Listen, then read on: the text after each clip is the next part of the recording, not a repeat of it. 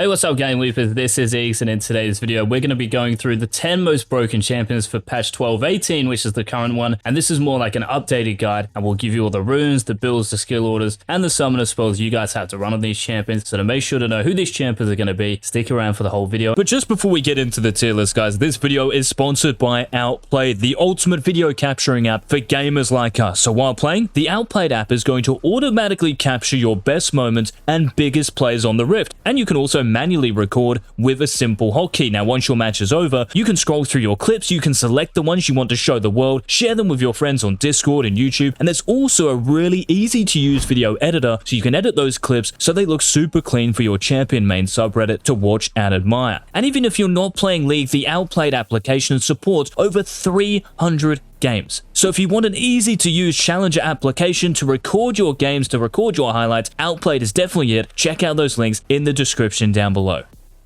So starting us off at number 10, we have one of 3 AD carries, this being Draven, who might be the most lane dominant ADC out of them all, and for Draven for the rest of 12.18, nothing is going to change here with Essence Reaver and Eclipse. Just remember, guys, you're getting a Dirk first and then finishing off Essence Reaver. It's the best way to actually itemize in the early to mid game. And as far as your runes go, you can see that by running Lethal Tempo with this setup, and then you have Eyeball Collection and then Treasure Hunter, which has really been a mainstay ever since Treasure Hunter was introduced to the game. It just allows you to cash in even more gold when you do get a kill and allows you to snowball out of control. Of course, Draven requires a lot of mechanics. He's one of the hardest champions, let alone AD carries in the game to master. So again, if you do want to master Draven, guys, or any of these champions, head on over to our website. Just be a little bit careful of picking Draven when champions like Misfortune, who's very strong, and Samira and even Nyla are open, because these champions do well against Draven. Whether it's the slow and the extra range from Misfortune, especially with her bullet time, Draven would have to run through that to get to her. That's never going to end well. And because Nyla and Samira can gap close and upset Draven's axes, these lanes are quite scary. So do be aware of that, but picking Draven, you should be sweet because he's so innately strong. Now, staying in the bot lane, coming in at number 9, we have one of the strongest supports in the game, and she's been one of the strongest supports for the whole of Season 12. This is Janna, and even though Janna has been nerfed in Season 12, she continues to dominate the bot lane. I mean, just look at these stats. This is in Platinum and above, a 53% win rate. It is the highest out of any champion, and really the key to all of this is getting Glacial Augment as your keystone, and this working so well with your Q, because your Q now travels quicker because of the changes to Janna earlier in the season, and on top of this, because it's so easy to proc Moonstone Renewer, and when you run Revitalize in your runes, that heal and shield power, it's going to be enhanced even more. And as far as your summoner spells go, guys, I'd highly recommend taking heal, because this then allows your AD carry to take Ghost, it allows your AD carry to take something like Exhaust or even Cleanse, so heal is going to make you even more unkillable, and again, pair this with Revitalize, it gets amped up even more, so watch out for Janna for the rest of 12.18 and 12.19 as well, if she doesn't get nerfed. Now, coming in at number 8, we're staying in the bot lane again here, and talking about one of those AD carries who does do very well into Draven, who we just mentioned. So this is Samira. Now, the reason Samira does so well into Draven is because of her blade well, and because of her gap closing potential. So when you jump in and you use your W, if Draven is using his axes and throwing them at you, you will actually just cancel them out straight away. So Draven, if he doesn't have his Q, he is really just a sitting duck. But enough about the Draven-Samira matchup. There has to be something else, right, that's making Samira really good, and I just think it's the buff I gave her near the start of Season 12. So to your attack damage per level, this is scaling, right? And also to your Q's damage, this was also oriented around Samira's scaling. And before these changes, Samira's scaling, well, it was all about getting kills early on and then snowballing. Now, you don't actually have to rely on that. You don't have to be like 5-0 at 5 minutes to win on this champion, because you now have that mid to late game power. And just like Draven, when you do get Treasure Hunter, and even if you do get snowballing, yes, the game is going to be even more over because you pack even more punch in the mid to late game. And you can see Samira's ban rate is over 20%, so people still really just don't like playing against this champion, and I can kind of understand why. Just make sure, guys, you're maxing your Q, then your E, and then your W, and you should be sweet. So Samira number 8. Now coming in at number 7, one or two mid laners on this countdown, this being Vex. So for Vex to have close to a 52% win rate in over 45,000 matches in Platinum and above, this is very respectable. Of course it is. She's number 7 on the countdown. Now why has Vex all of a sudden become so strong? Well, not really all of a sudden, because it was the Q buffs a few patches ago that really made Vex OP.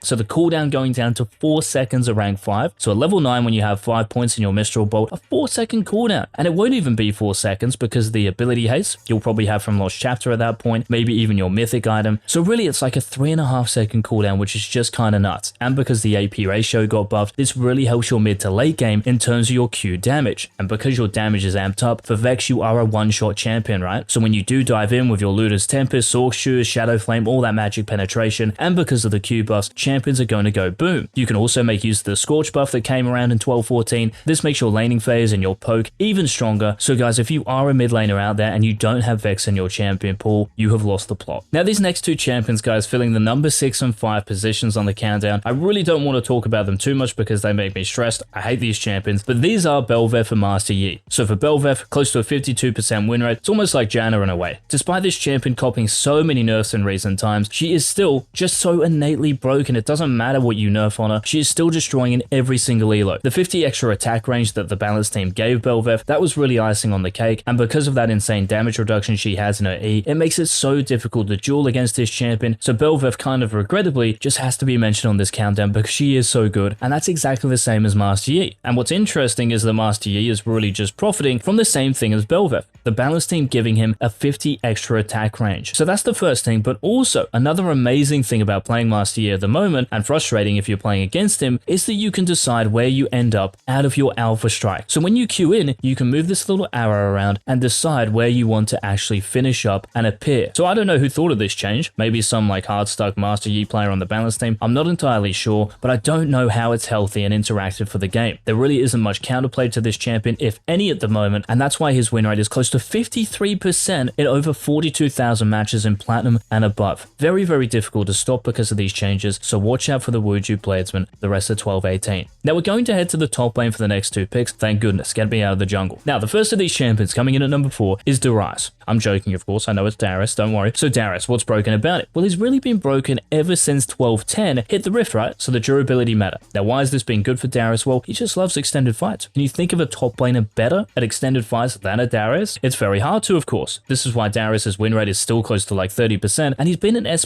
tier champion for like the last 8-9 patches. Now, unless he gets nerfed in 12-19, I didn't really see a reason why any of these stats should change. Just be sure, guys, if you are playing Darius, be aware of using your apprehend, because if you use this too much just off cooldown, you're going to run out of mana very quickly. So you really want to be using this when you know you can chunk the enemy champion, or if they overextend, you just want to punish their mistakes with this. Just make sure you're taking Flash and Ghost, because you do need Ghost. Getting kited is like the worst thing in the world for Darius, so Ghost is essential. And as far as your mythic goes, you can go Triforce, which is probably going to be the case in most games, especially if you're snowballing. It's an unreal spike early game, or you can go Stridebreaker if you're against champions who can kite you out again. So any sort of ranged champions like Quinn or Vayne, you'd have to go Stridebreaker into. So Darius, number 4. Now coming in at number 3, this is AAtrox, and I don't think anyone is going to be surprised by this, and I'm sure we all know by now, AAtrox is so busted at the moment because of the Eclipse AAtrox combination. This is one of the deadliest on the Rift still, and will continue to be for 12-19 if AAtrox doesn't get nerfed. But I also think, especially if you're good at AAtrox, the buffs to your sweet spot damage in your Q, right? So you'll be dealing more damage. I think it's awesome if you can actually play AAtrox, and I think this is kind of like a low-key big reason why AAtrox is kind of busted at the moment. Like if you can play this champion and use your Q and your E together, and you know how to combo and synergize your abilities, even without Eclipse, AAtrox just feels very, very strong indeed. And a bit like Darius, guys, you do have a couple of options in terms of your mythic. You don't have to go Eclipse every single game. So if you feel as if the enemy champions are very close range melee based, Gore Drinker is going to be unreal, because the actual heal you'll get from the active, it will heal you back to like full HP. And the ability heads from the mythic passive, so useful, especially now because they buffed it to 7 a few patches ago. So AAtrox, number 3, best top laner for the rest of 12-18. Now heading back to the mid lane here, the best mid laner for 12-18, guys, this is Zed, and because Zed's energy cost and his E got buffed, so down by 10, and because of the Scorch buff in 12-14, Zed has been absolutely killing it in the mid lane. And before you guys point out that this rune page is recommending us not to actually take Scorch, that's right, this one isn't. This is First Strike. But I still feel if you're going to take something like Electrocute and then with Transcendence and Scorch as your secondary tree, I still think it's the most consistent and reliable, because the laning phase, you are just so so scary. If you land one WEQ combo, proc electrocute, get the scorch going, your next one is probably going to kill that champion. And I also think a big advantage Zed has is the fact that you can start with 3 health pots. So I know the starting items here in terms of win rate, refillable, right? But refillable is very, very greedy, and it will work against kind of bad mid laners. Against good mid laners who are going to pressure you in the early game, 3 health pots gives you so much sustain. In fact, the most sustain, because who else is going to have 3 health pots in the early game? Really no one, right? They're going to have D-Ring, they might have D-Blade, they might have Corrupting Pot, which isn't giving them as much HP as you, so you actually just out-sustain everyone as well, which is why the enemy champions have to play so perfectly when they trade with you and to make sure you don't punish them for any sort of mistake they make. So Zed is the number 1 mid laner, the number 2 champion for the rest of 12-18, so who's number 1? So this is the last of the AD carries, and despite getting nerfed in 12-18, this is Misfortune. So even though you're missing HP, even though your AD growth is down, so in the mid to late game, you might be a weaker champion, but here's the thing.